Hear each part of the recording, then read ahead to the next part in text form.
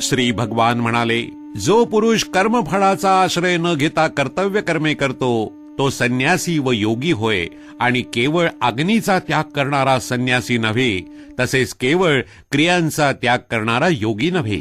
हे अर्जुना, ज्याला संन्यास असे म्हणतात तोच योग आहे असे तू समज.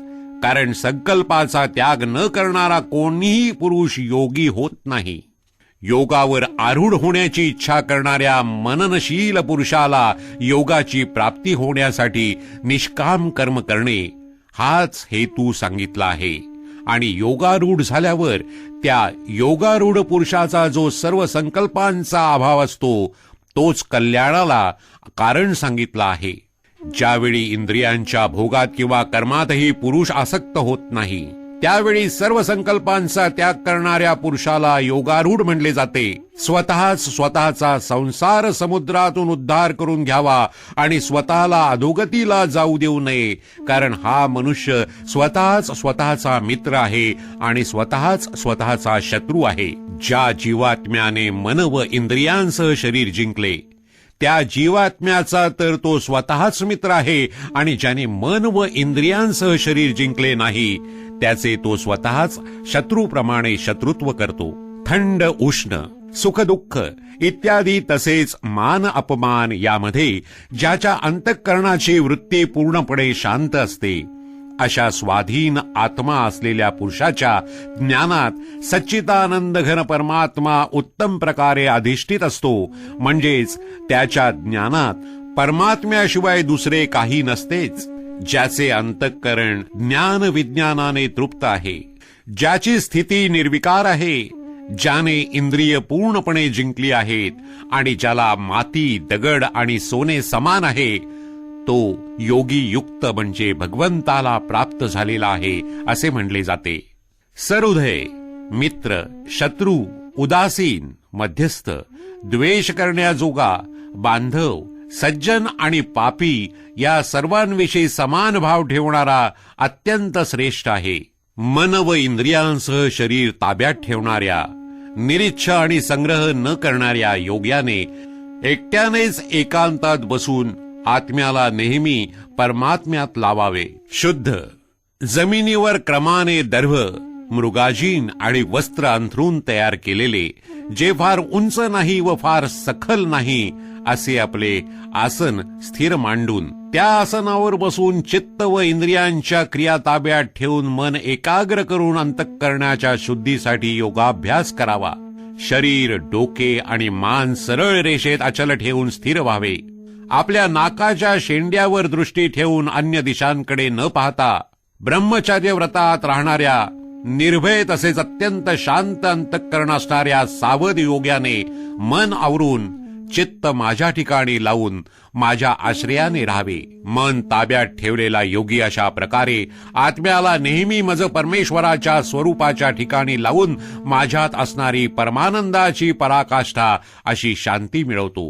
हे अर्जुना, हा योग फार खाणाऱ्याला, अजिबात न खाणाऱ्याला, फार झोपाळूला तसंच नेहमी जागरण करणाऱ्याला साध्य होत नाही. दुःखांचा नाश करणारा योग यथायोग्य आहार विहार करणाऱ्याला, कर्मांमध्ये यथायोग्य व्यवहार करणाऱ्याला आणि झोपणे व जागणे याची यथायोग्य आहेत त्यालाच साध्य होतो. पूर्णपणे ताब्यात आणलेले चित्त जेव्हा परमात्म्यात पूर्णपणे स्थिर होते तेव्हा सर्व भोगांची इच्छा नाहीशी झालेला पुरुष योगयुक्त म्हणला जातो. ज्याप्रमाणे वारा नसलेल्या जागी दिव्याची ज्योत हलत नाही, तीच उपमा परमात्म्याच्या ध्यानात मग्न झालेल्या योग्याच्या जिंकलेल्या चित्ताला दिली गेली आहे. योगाच्या अभ्यासानं नियमन केलेले चित्त ज्या स्थितीत शांत होते आणि ज्या स्थितीत परमात्म्याच्या ध्यानाने शुद्ध झालेल्या सूक्ष्म बुद्धीने परमात्म्याचा साक्षात्कार होऊन सच्चिदानंद घन परमात्म्यात संतुष्ट राहते. इंद्रियातील केवळ शुद्ध झालेल्या सूक्ष्म बुद्धीने ग्रहण करता येणारा जो अनंत आनंद आहे तो ज्या अवस्थेत अनुभवाला येतो आणि ज्या अवस्थेत असलेला हा योगी परमात्म्याच्या स्वरूपापासून मुळीच विचलित होत नाही. परमात्म प्राप्तीरूप जो लाभ झाल्यामुळे त्याहून अधिक दुसरा कोणताही लाभ तो मानित नाही आणि परमात्मा प्राप्ती रूप ज्या अवस्थेत असलेला योगी फार मोठ्या दुःखानेही विचलित होत नाही, जो दुःख रूप संसाराच्या संयोगाने रहित आहे. तसेच ज्याचे नाव योग आहे तो जाणला पाहिजे. तो योग न कंटाळता अर्थात धैर्य व उत्साहयुक्त चित्तानं निश्चयाने केला पाहिजे. संकल्पाने उत्पन्न होणाऱ्या सर्व कामना पूर्णपणे टाकून आणि मनानेच इंद्रिय समुदायाला सर्व बाजूनी पूर्णतया आवरून क्रमाक्रमाने अभ्यास करीत उपरत व्हावे. तसेच धैर्ययुक्त बुद्धीनं मनाला परमात्म्यात स्थिर करून दुसऱ्या कशाचाही विचार करू नये. हे स्थिर न राहणारे चंचल मन ज्या ज्या शब्दादी विषयांच्या निमित्ताने संसारात भरकटत असते, त्या त्या विषयांपासून त्याला आवरून वारंवार परमात्म्यात स्थिर करावे.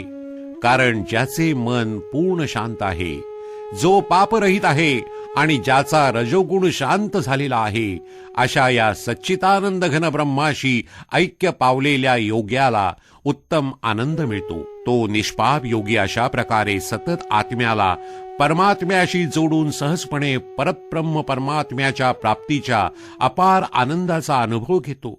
ज्याचा आत्मा सर्वव्यापी अनंत चैतन्यात ऐक्य स्थिती रूप योगाने युक्त असून जो सर्वांना समभावाने पाहणारा आहे, असा योगी आत्मा सर्व प्राणी मात्रात स्थित व सर्व प्राणी मात्र आत्म्यात कल्पिलेला पाहतो. जो पुरुष सर्व प्राण्यात सर्वांचा आत्मा असलेल्या मला वासुदेवालाच व्यापक असलेला पाहतो आणि सर्व प्राण्यांना मज वासुदेवात पाहतो, त्याला मी अदृश्य असत नाही आणि मला तो अदृश्य असत नाही.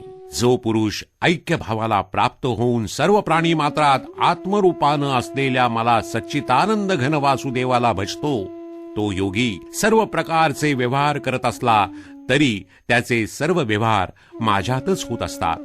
हे अर्जुना, जो योगी आपल्याप्रमाणे सर्व प्राणीमात्रांना समभावाने पाहतो, तसे सर्वांमध्ये सुख किंवा दुःख समदृष्टीनं पाहतो, तो योगी अत्यंत श्रेष्ठ मानला गेला आहे.